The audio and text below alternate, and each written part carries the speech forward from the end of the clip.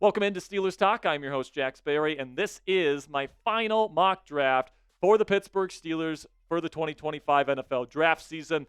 We put out a lot of mocks on this channel in weeks prior. In the ones before this one, I haven't been allowed to recycle players, and I had to find new players each and every week. But now this is my official prediction, my best guess as to what the Steelers' 2025 NFL draft will look like this year. So I hope you guys enjoy. Before we get into it today, though, tomorrow is our live draft coverage. This video is going to be going out on Wednesday, the day before the NFL draft. But on Thursday, our live draft coverage begins. We're going to be live for every single pick of the 2025 NFL draft. We're going to give extensive coverage of every single pick the Steelers make.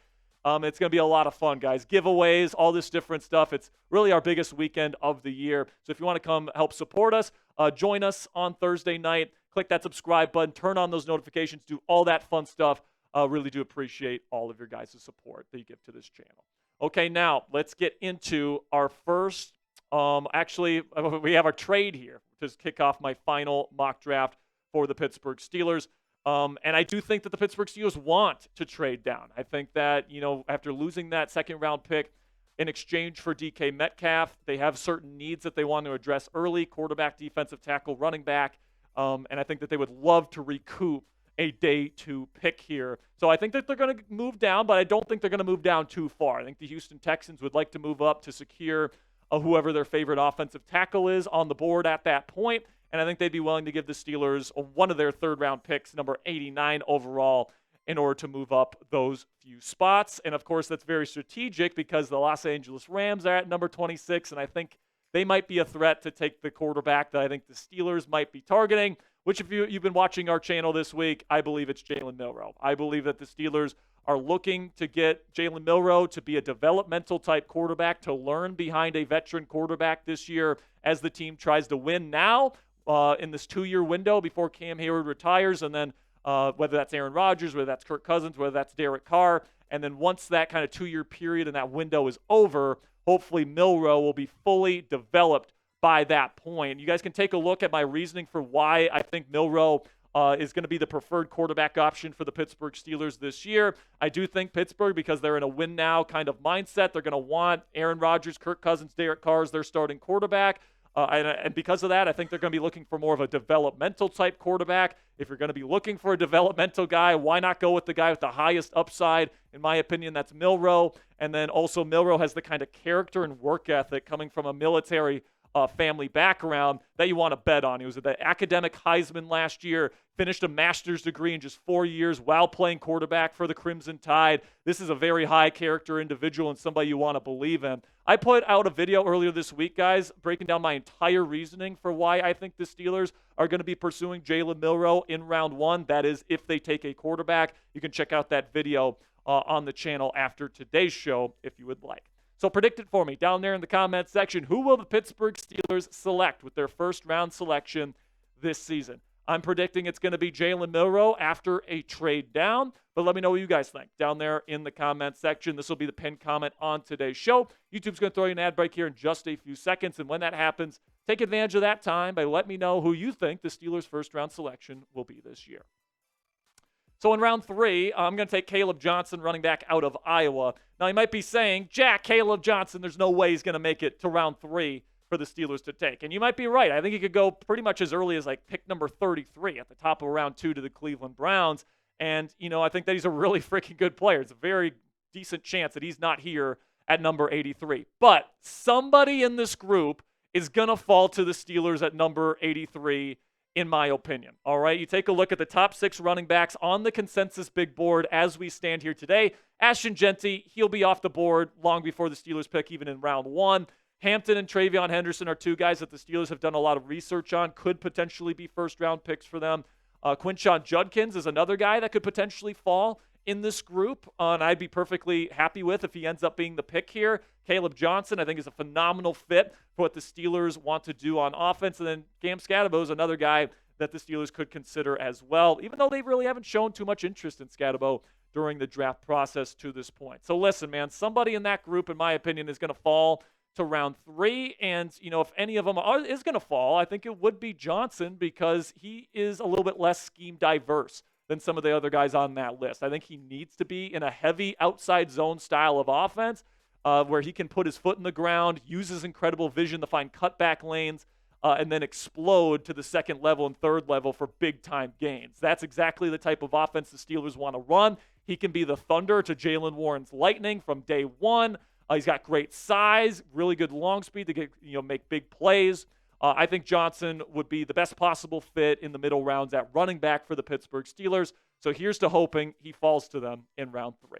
Also in round 3, with the pick we got from the Houston Texans, I'm going to take a cornerback out of Kansas State, Jacob Parrish, who I have really fallen in love with during this process, guys, because I just love the physicality and really the savviness that he plays the position with. This guy is just a football player. And even though he is undersized, which is why I think he's going to be a day one starting slot receiver, he actually showed some good things on the outside in college. And there's a chance that when Darius Slay retires after the 2025 season, maybe you think about putting Parrish in on the outside next to Joey Porter Jr. That could certainly be a possibility for him moving forward. But if he just sticks in the slot, I think that fixes this big problem that the Pittsburgh Steelers had on their defense last year. With Beanie Bishop Jr. made some interceptions, but he was a liability in coverage because he's just not very big. And then, Cam Sutton, as we know, was an absolute dumpster fire in the nickel last year. So you can put in Jacob Parrish, who's got some really great physicality. I think that he's really good in coverage, both in man and in zone, can play both. And I think that he could be a really good player for this team in the nickel as they look to really solidify this secondary for the future.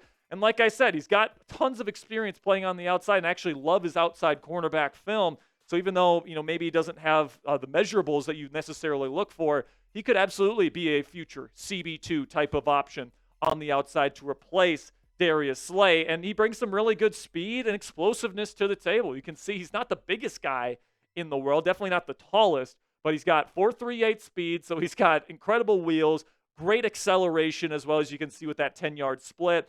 He's just a really good athlete and a damn good football player.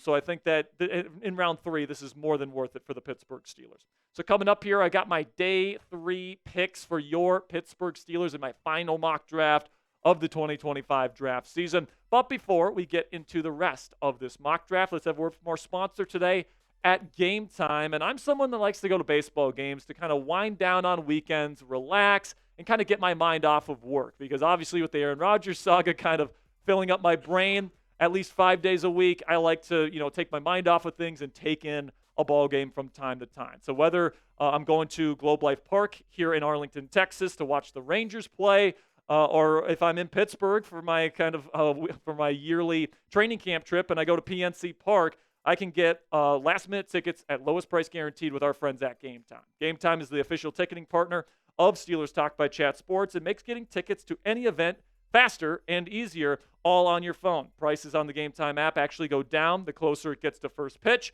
And with killer last-minute deals, all-in prices, views from your seat, and their lowest price guarantee, Game Time takes the guesswork out of buying MLB tickets. And let's face it, guys, Bob Nutting and the Pirates ownership group is just probably not going to pay up when it comes to Paul Skeens when he eventually becomes a free agent. Therefore, we need to cherish him for as long as he is a Pittsburgh Pirate. So use this Game Time app here and their guaranteed low prices to give the Pirates organization the least amount of money as possible while still taking in beautiful PNC Park and Paul Skeens on the Hill this summer. Take the guesswork out of buying tickets with Game Time today. Download the Game Time app, create an account, and use code CHATSPORTS. It's one word, all caps, CHATSPORTS for $20 off your first purchase.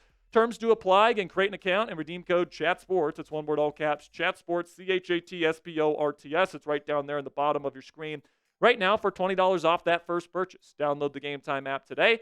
Last minute tickets, lowest price guaranteed. So here in round 4, I'm going to take somebody to take the Larry Ogunjobi spot in the defense, and J.J. Pegues, defensive tackle, and also fullback out of Ole Miss. Now, this is one of the funnest players in the entire class to me, guys, because he's very quick and he's very disruptive. He can get in the backfield pretty consistently, both against the pass and against the run.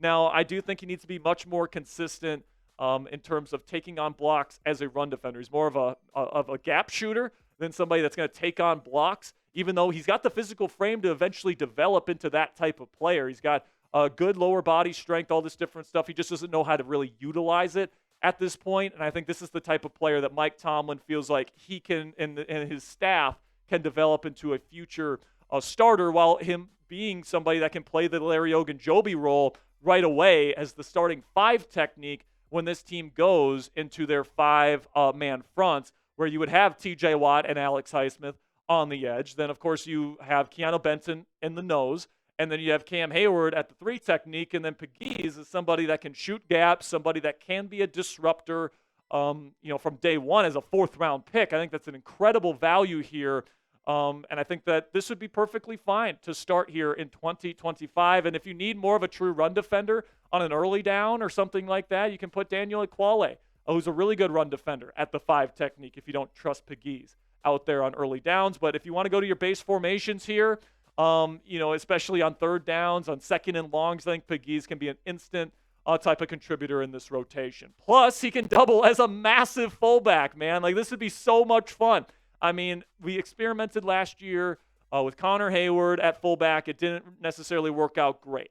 And I'm not necessarily going to say Pegues is somebody that's gonna work out if they put him at fullback in the league. But I do think that it'd be fun to try. It would certainly make Latrobe interesting.